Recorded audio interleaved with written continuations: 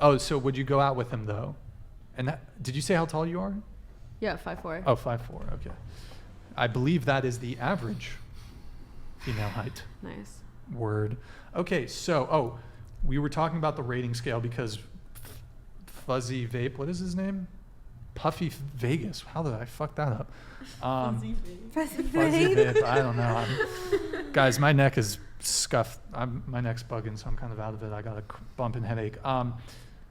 Let's go around the table. What do you rate yourself in terms of physical appearance on a scale of 1 to 10? Let's start with you. Go ahead. Like, maybe like 7. 7. Okay. Farah. Did I say it right that time? No. I said it right before, Yeah. but okay. Farha. Yeah. Okay. Honestly, I'd give myself like a 10. Okay. Yeah. Is that what you gave yourself last time? No, last time I said 1. So it's dichotomy. Last time you felt like a 1. This time you're feeling fantastic. You're feeling fabulous. Okay. So far as a 10. What about you? Rating yourself? A scale of 1 to 10, just physical looks. Okay. Not like the total package, okay, personality. 5. Okay. I think everyone's beautiful. I personally don't do ratings. I don't do them. You don't do ratings? No. So you're a 10, is what you're saying?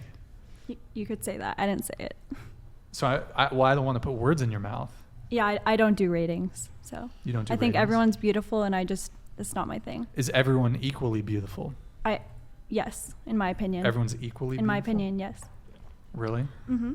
So there's nobody at this table that is, we're all just equivalent attractiveness? Well, I think there's different like levels of attraction, but I think that if you look into it, everyone is beautiful in their own way. Sure. Mm-hmm. Okay. We'll come back to that. What about you? I'd say like a solid 7. Solid 7. Okay.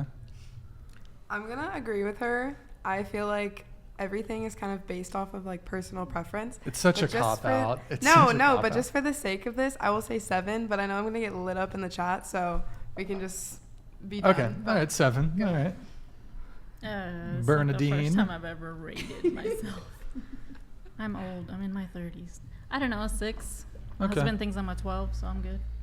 Tegan. 6.7. But when I get tan, I'll give myself a 7.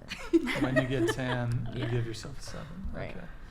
I guess we can rate ourselves. Orion. I would think somewhere in the 8s. Okay. I give myself a 6. 6.9 on a good day. I'm a 7 with this thing. That it's not mine, by the way, in case you guys are wondering. Flan Life. I'm 6'6", but I'm a ginger rating. We'll do Flan Life really quick. Merci beaucoup pour le Canadian 55. C'est vraiment génial ça. Merci Flan Life. He's 6'6", but a ginger. What's his rating? Go quick. 10. 10. Quick, everyone, shout it out, 8. blurt it out. 8. I give you a 10, Flan 7. Life. 6'6", Giga Chad. Can I hook you up with Flan Life? He's 6'6". He's actually really tall for me, but I might be he's down. too tall. I said I might be Oh, down. you're down? Flan Life, can I hook it up? She's 4'11". Okay. So wait, you don't believe in the rating system? No, I don't. You don't. Okay. Why is that?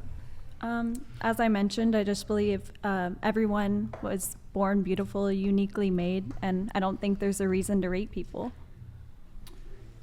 Everyone is born beautiful. I'm Christian, so I just believe that everyone has their own, I mean, this kind of diverts a little bit, but like their own you can talk. purpose, and everyone is born already basically just beautiful. So I don't think there's a reason to rate people and bring them down, or I don't like the bringing down aspect of it. Well, I don't think it necessarily brings people down, but I feel like it could. It could. Yeah. I agree with you, actually. I think that everybody can be beautiful, but I think it would be naive to say that we're all equally attractive.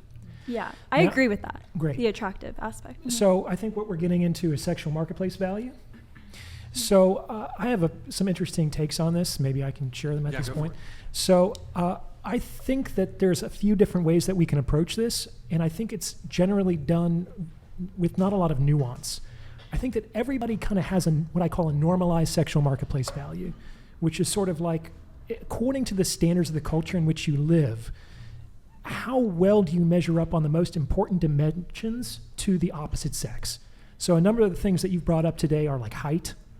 This guy led with his socioeconomic status. He makes $200,000 a year. So these are things that I think would be on normalized sexual marketplace value for men. For women, it would be their physical appearance, their age, things like that. But no one really knows what their sexual marketplace value is because all transactions are based on perceived sexual marketplace value. Like, I got a thing for cute nerds. That's my thing. And that's not necessarily what the culture tells me women are supposed to look like in terms of their archetypal beauty. But that's something that's really interesting and attractive to me. And you never really know until you engage a person how they perceive you in terms of your general attractiveness. Just because you don't accord with the socialized, normalized sexual marketplace value doesn't mean that you can't be highly attractive. Or conversely, just because you are 6'4" and you make a lot of money doesn't necessarily mean that you're going to be very attractive to certain women, right? Yeah. But the kicker is that you really only know your sexual marketplace value when you get into a relationship. So it's like, I knew somebody that I was very close to. She was an artist, and she had never sold a painting before. And she started by offering her paintings for $100,000, which, God bless her, I love the courage with that, but it just wasn't really realistic that someone was going to buy a piece of art for $100,000 from an unknown artist.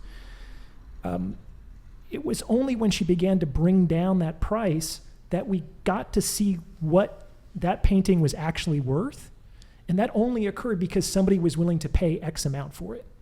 Until then, the actual price or the value of that painting was kind of like just pure potential. We only really realize worth in the moment of transaction, which can only occur between two individuals.